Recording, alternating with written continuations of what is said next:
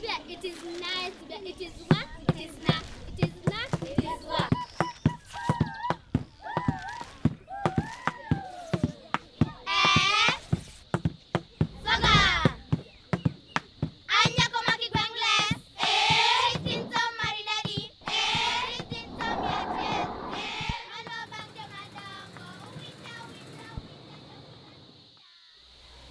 Okay, thank you very much. My name is Nyadwa Dan Rogers. I'm the farm manager here at Boresha Organic Kiranda. I'm passionate about agriculture, that is because I really love it. It is something that from my childhood I've loved. Just if I can mention about our family, I'm the second born in a family of 7 children. My parents are alive, and currently I'm the one who has graduated in college. I did diploma. I did general agriculture, currently equipped with agricultural skills. So that is all I can say about me. In Boresha Organic Kiranda, we do various agricultural activities. We do agroforestry, we do horticultural farming, that is horticultural vegetables for sustainability of the project. That is, we engage in both the field and the greenhouses, and also we do poultry farming. We do also cattle keeping, or rather we have a dairy unit. We also train the locals around. We do take them through whatever we are doing so that at least they can practice in their homestead. Because the main aim why Boresha Organic Kiranda was started was to empower the locals around through educating and also making them agri-entrepreneurs. That is, if whatever we are doing in the farm they could replicate in their homes, that could at the end of the day, apart from the income that they were earning here, once they practice whatever activities that we are doing, then they could also earn income in their families. And apart from that, we are also practicing doing kitchen gardening, whereby within a small area you can have different various vegetables that upon selling can earn or can change livelihoods in the homestead.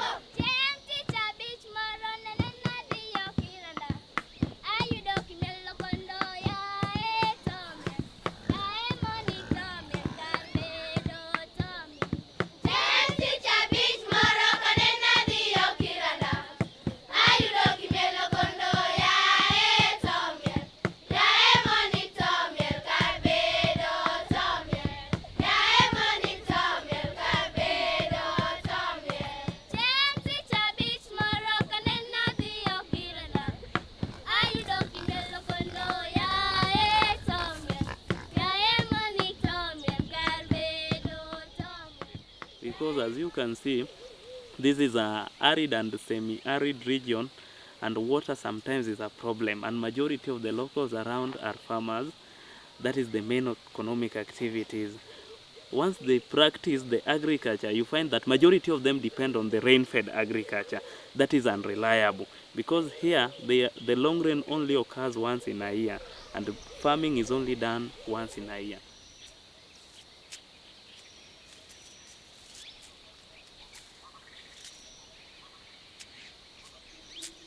The climatic conditions are really hard.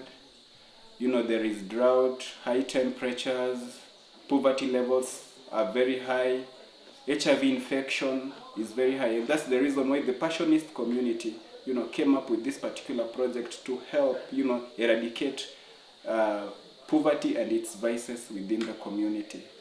You know, as you can see, the project, it has the tree nursery section, you know, which is very, very, very helpful in this particular project, in that when the locals come in to the farm, they get training. They're being trained on the importance of planting tree.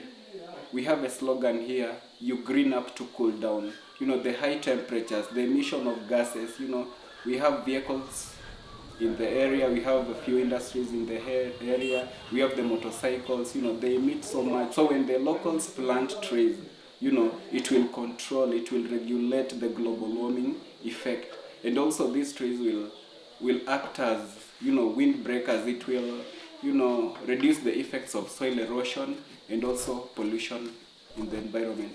Well, and adding into that, you know, the trees also are food, you know, there are fruit trees there. People can get them, people can eat the produce from the trees, they can sell the fruits and get income, you know. And also when it comes to biodiversity, you know.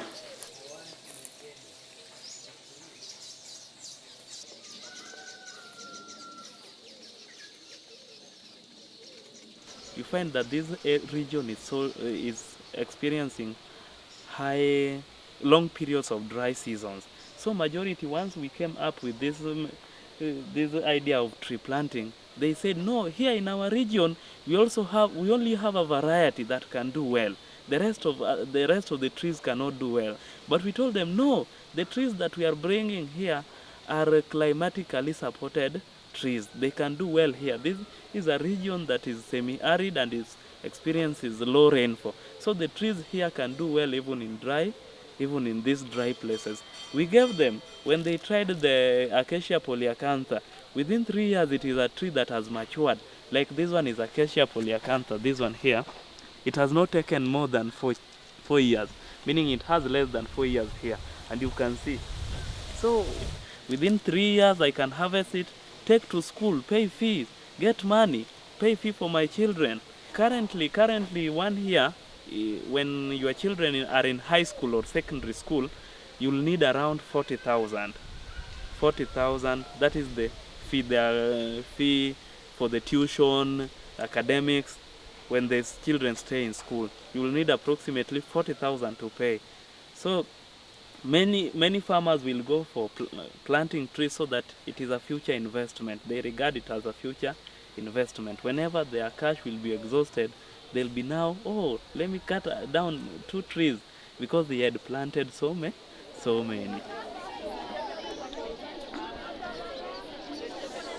Nina ng'ombe wangu wa kidume dume, akitaka kwenda mpaka wamsukume. Nina ng'ombe wangu wa kidume dume, akitaka kwenda mpaka wamsukume. Nina ng'ombe wangu wa kidume dume, akitaka kwenda mpaka wamsukume. Nina ng'ombe wangu wa kidume dume, akitaka kwenda mpaka wamsukume. Ng'ombe wangu Kimasai, pembe zake za Kiluo. Ng'ombe wangu Kimasai, pembe zake za Kiluo. Nina ng'ombe wangu wa kidume dume, akitaka kwenda mpaka wamsukume. Nina ng'ombe wangu wa kidume dume, akitaka kwenda mpaka wamsukume. Ng'ombe wangu Kimasai, pembe zake za Kiluo. My interest has been more on trees, even as you can see. Why? Because you find that trees, apart from trees being sold to get money, trees have different purposes. They really have a lot of impact in the families. Like when we were young, just if at all I can give a reason, we used to be given there is a tree called moringa. So when we grew up, we found that moringa were becoming so rare to see. You could even walk a distance of 2 to 3 kilometers. So when I grew up and then started now venturing into agriculture, high school, college, I saw now some tree nurseries. Farmers that are producing tree seedlings were growing moringa in their nursery site. And I inquired about the price. It was expensive. One was selling at 100 shillings, that is in the Kenyan shillings, was selling at, the rest could sell at 10 bob, 10 shillings each. And so moringa had that was being sold at a huge amount. So I asked why. Then they told me, moringa is medicinal. Moringa is medicinal. Then with time I also went to the pharmacy and saw moringa tablets.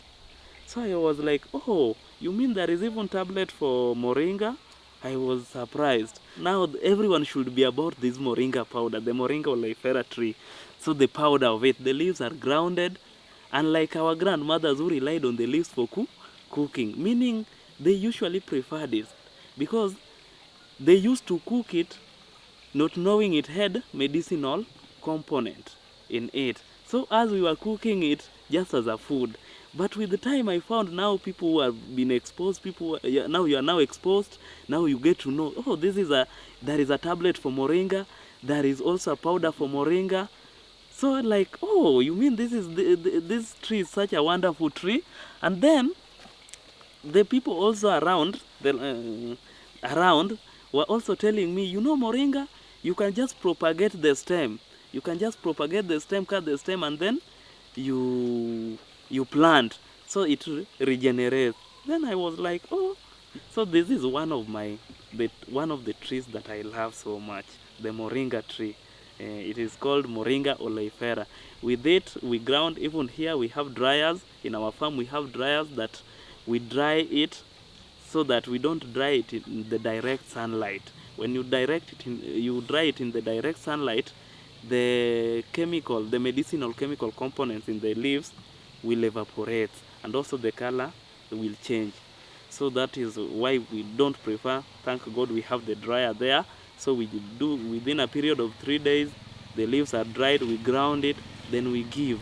At least we need the families to embrace. In fact, even our women around, when you inquire from them, they'll tell you that they have been embracing moringa. They have been embracing. Once we grind the powder, we give them. At least they be the testimonies outside there that at least this thing can work. At least it can work. In fact, it is very important because you find that the hospitals are far away. Hospitals are far away. You find that some women we are working with, the nearest hospital, the nearby hospital they can access is 5 kilometers away. And sometimes an emergency of sickness occurs in the home, even during the night hours. They'll tell me, oh, I gave just my daughter or my son moringa, but he slept well until morning hours. So they'll tell you this is an alternative for even painkillers. It's something that you can even help them in the malaria.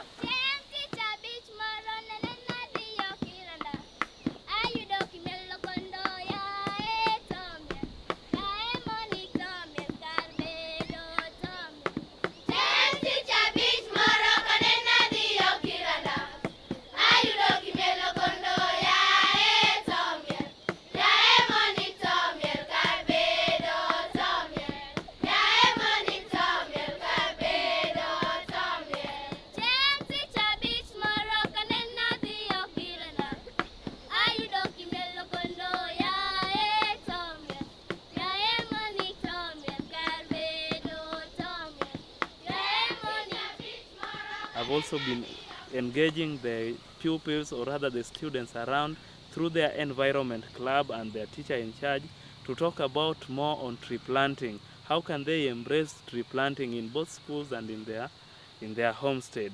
Once they go back and reunite with their families, how can they plant trees and can they take care of trees? Because the children, once you embrace them at that age, then with time, after they've grown up, they'll be still embracing that culture in them. They'll be developing, or rather growing with that culture of planting trees on them. So that is why we, especially the younger children, we embrace them so that they can also be the champions of environment. Sound club. Another one. Another bigger one. You remember there were some cases of floods in Kenya, and majority of the citizens lost their lives. So there was a holiday that the president of Kenya declared that all schools and everyone should plant trees. So when the school resumed, they were directed that the first activity to be done was tree planting. And there is a school, just as I had mentioned, was Odendo Primary School. They came with they came with grade 8, all the students that were in grade 8. That it still flashed back into my mind how the process when they came in the gate, and I took them around the farm, whatever we are doing, how do we manage, because they were also eager. Oh, how do we call this tree? Why are you doing so? I was like, oh, these people are interested. I remember it has always been my joy when I remember that date, like how we moved around in the farm, how I was explaining things and they were curious.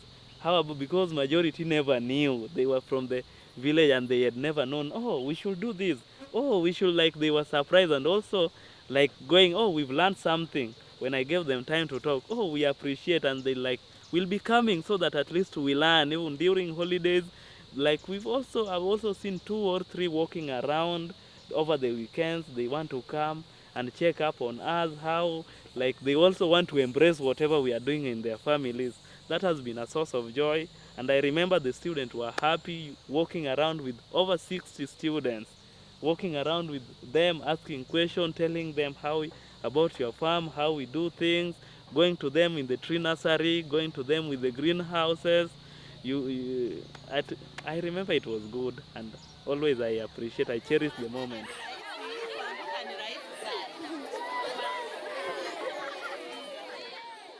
So my advice to the Western world, let's better Africa. When we better Africa, we better the world. Let's join hands and make Africa a better place. By advocating for climatic, for climatic measures that will ensure that effects of global warming is reduced. Yeah. So maybe we can call upon well-wishers in form of donors to finance these particular projects, especially here that we're here in Nyatike sub-county. So the only goal is to green up to cool down.